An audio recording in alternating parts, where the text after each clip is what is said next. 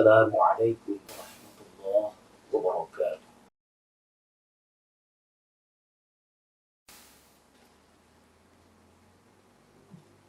أعوذ بالله من الشيطان الرجيم.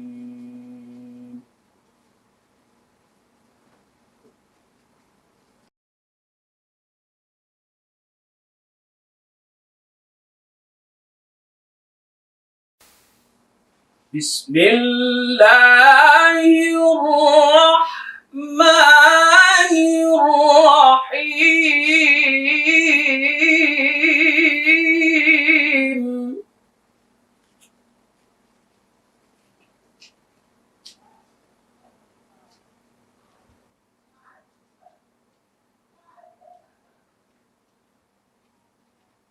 يا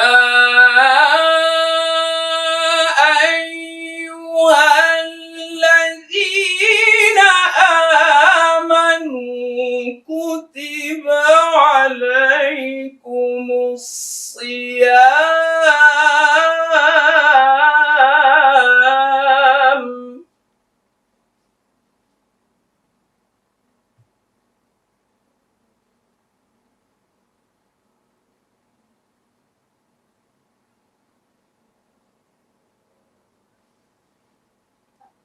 كما كتب على الذين من قبلكم لعلكم تتقون.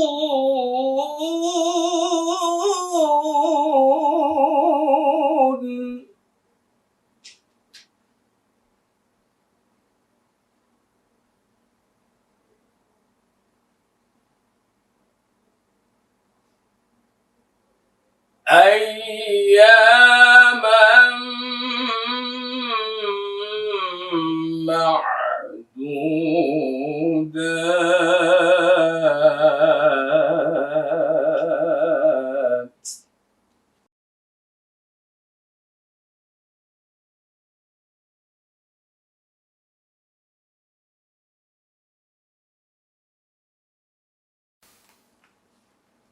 فمن كان منكم مريضا أو على سفر فعدة من أيام أخر.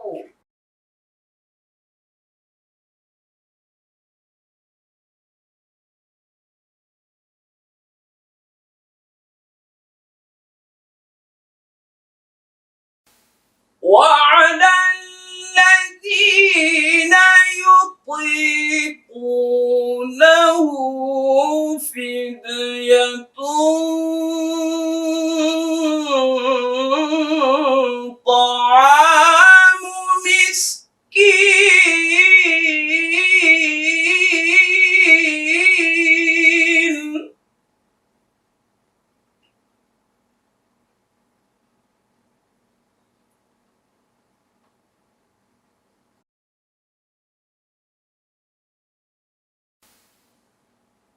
فمن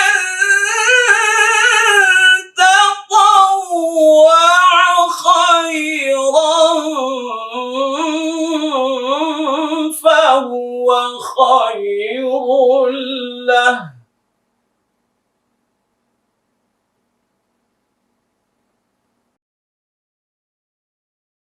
وأن تصوموا خير لكم إن كنتم تعلمون.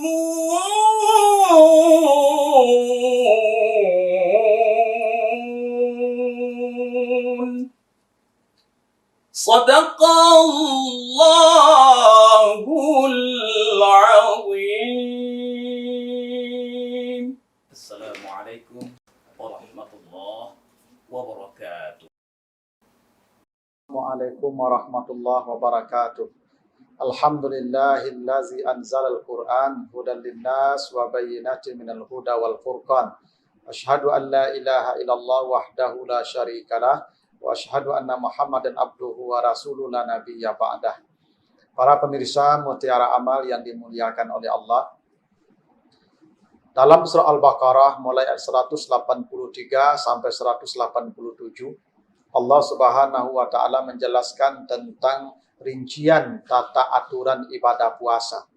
Mulai dari hukum puasa, siapa yang wajib puasa, bagaimana sejarah puasa, apa tujuan puasa, berapa lama puasa, kapan mulai puasa, kapan mulai berbuka, siapa yang boleh tidak berpuasa, apa kewajibannya yang tidak berpuasa itu, apa yang boleh di malam hari, apa yang tidak boleh di siang hari, dan itu lengkap dibicarakan Allah dalam surah Al-Baqarah mulai 183 sampai 187.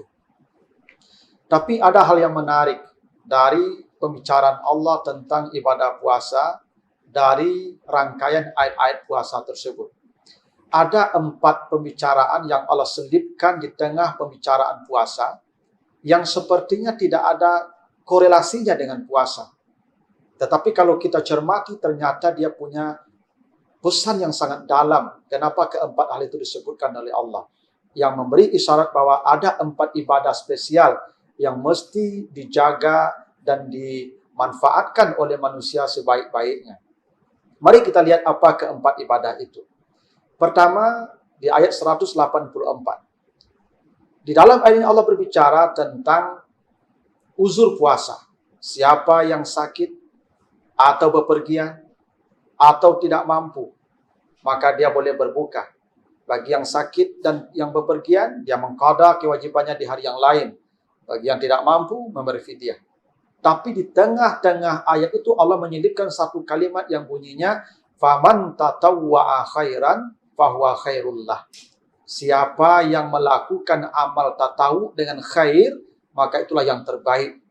Disambung lagi kemudian, kalau kamu berpuasa ketika sakit atau safar, itu jauh lebih baik. Kenapa Allah kaitkan, Allah selipkan pembicaraan tentang tatawu khair? Apa itu tatawu khair? Tatawu khair itu artinya melakukan ibadah sunat dalam bentuk materi. Karena khair dalam Al-Quran itu dipakai untuk menyebut harta.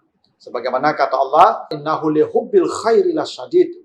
Manusia sangat cintanya kepada harta, kepada uang. Kenapa Allah mengatakan siapa yang melakukan tatawu khair itu lebih baik dalam berpuasa? Itu memberi isyarat bahwa salah satu amal spesial di bulan Ramadan adalah berbagi materi. Membagi uang, bersedekah, atau membagi makanan kepada orang yang berpuasa. Itulah kenapa Nabi mengatakan bahwa sedekah yang paling baik, afdalus sedekah, sedekatu fi Ramadan. Sebaik-baik sedekah adalah sedekah yang diberikan di bulan Ramadan. Bahkan ada hadis Nabi mengatakan, man fattara sa'iman falahu mislu ajri sha'im, la yanqusu min ajrihi syai'un. Bagi siapa yang memberi perbukaan kepada orang yang berpuasa, memberi perbukaan kepada orang puasa itu kata Nabi, dia diberikan pahala setara dengan pahala orang yang berpuasa tanpa dikurangi.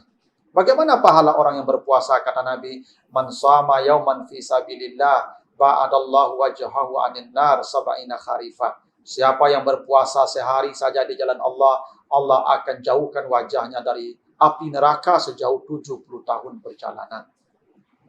Yang kedua, di ayat 185. Ketika itu Allah berbicara, faman syahida minkumus syahra falyasum. Siapa yang melihat bulan berpuasalah. Siapa yang melihat bulan maka berbukalah. Ayat ini mengatur kapan mulai puasa dan kapan mulai berbuka. Tetapi di awal ayat apa kata Allah? Syahrul Ramadan allazi unzila fihil Qur'an. Di bulan Ramadan itu bulan turunnya Al-Quran. Kenapa Allah sebutkan ini bulan Ramadan turunnya Al-Quran? Sementara Allah berbicara tentang ketentuan puasa. Ada isyarat dari Allah bahwa selama di bulan Ramadan itu, selama seseorang berpuasa, ada amal spesial, yaitu memperbanyak membaca Al-Quran. Karena memang membaca Al-Quran di bulan Ramadan nilainya spesial, nilainya istimewa. Dan itulah kenapa diisyaratkan Allah ketika bicara tentang ketentuan puasa. Allah selipkan tentang pembicaraan di bulan Ramadan itu bulan turunnya Al-Quran. Karena memang seorang yang berpuasa hendaknya memperbanyak membaca Al-Quran. Karena ketika mereka menahan haus dan lapar, manusia disucikan jiwanya dari kotoran-kotoran. Dan biasanya manusia kalau jiwanya suci akan dekat dengan yang suci. Salah satunya dengan kitab suci. Maka wajar ketika Ramadan banyak orang yang begitu banyak membaca Al-Quran karena kesucian jiwa yang dihasilkan karena ibadah puasa itu. Dan yang ketiga, di ayat 186 Allah mengatakan, فَإِذَا سَأَلَكَ عِبَادِي أَنِّي فَإِنِّي قَرِيبٌ أُجِيبُ دَعْوَةَ الدَّاعِ إِذَا دَعَانِ. Kenapa Allah bicara tentang doa di tengah ayat puasa, memberi isyarat bahwa selama manusia berpuasa, perbanyaklah berdoa. Karena ketika manusia menahan haus dan lapar, dia begitu dekat dengan Allah, dan karena itu doanya yang mustajab. Salah satu doa yang diijabah oleh Allah, kata Nabi, dari 3 doa yang diijabah adalah orang yang berpuasa sampai waktu berbuka. Dan yang terakhir di ayat 187 kata Allah, wala tubashiruhunna wa antum akifuna fil masajid. Perbanyaklah i'tikaf, berdiam di masjid. Setiap kita masuk masjid, niatlah i'tikaf, karena ibadah berada di masjid selama Ramadan itu adalah ibadah yang istimewa di sisi Allah. Itulah 4 ibadah spesial yang disebutkan Allah ketika bicara tentang puasa, yaitu memperbanyak sedekah, memperbanyak baca Quran, memperbanyak doa, dan memperbanyak i'tikaf di masjid-masjid. Semoga ada manfaatnya. Lebih kurang mohon maaf. Wassalamualaikum warahmatullahi wabarakatuh.